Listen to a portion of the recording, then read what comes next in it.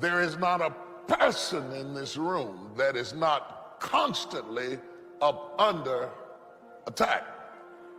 No matter how blessed you've been, no matter how successful, no matter how accomplished, no matter how healthy, no matter how fruitful you are, somewhere in your life you are either being attacked or about to be attacked in some area of your life. And God says, I'm going to bless you, but you've got to dress for the battle while you receive the blessing. With every blessing, there is a battle. I would venture to say the greater the blessing, the greater the battle. The enemy would not send that level of battle against you if there were not that level of blessing before you. The level of battle you face is an indication of the level of blessings that you stand to receive.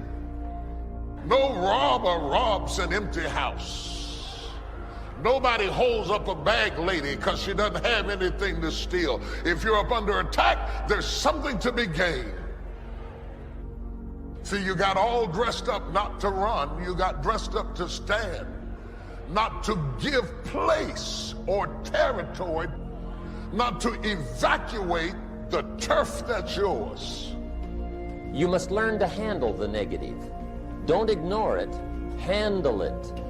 You don't have to live in it, you don't have to dwell on it, but you do have to handle it, my opinion.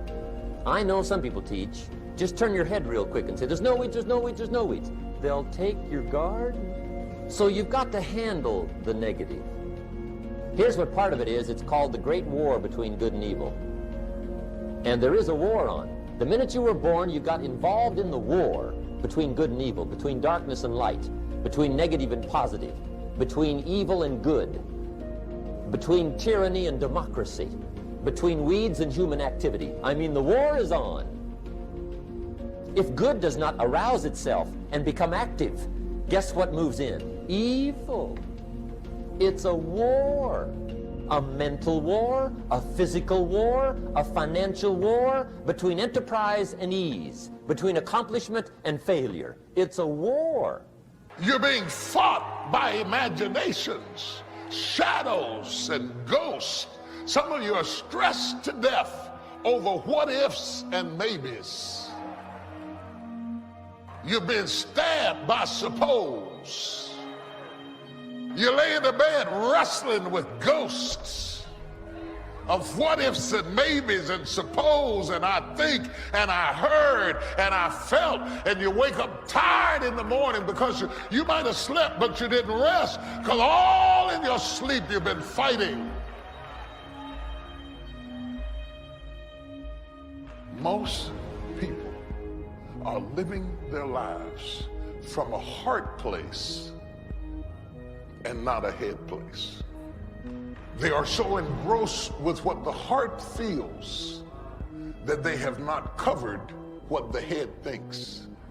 Most people are governed by their emotions. They're having a heart experience in a head fight.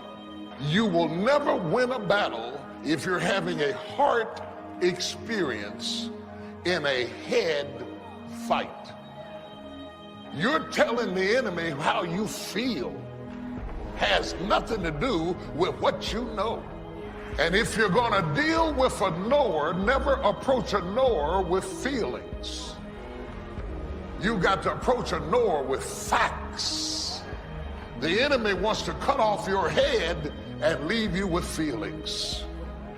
Real decisions that move your life along are not coming out of your emotions, they're coming out of your head. Real opportunities that God would open up for you have to come out of your head and not out of your feelings.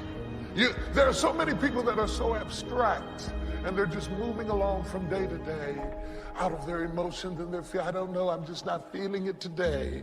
I'm just not feeling it today. Come back on Thursday. I might be feeling on Thursday. I'm not in the mood for this. I can't handle this. And every time you do it, you are canceling out opportunities. A person who does not function out of their head is a person without government. A person who moves totally out of their emotions is exempt from the greater opportunity than life. because you will forfeit what God has given you because of how you feel.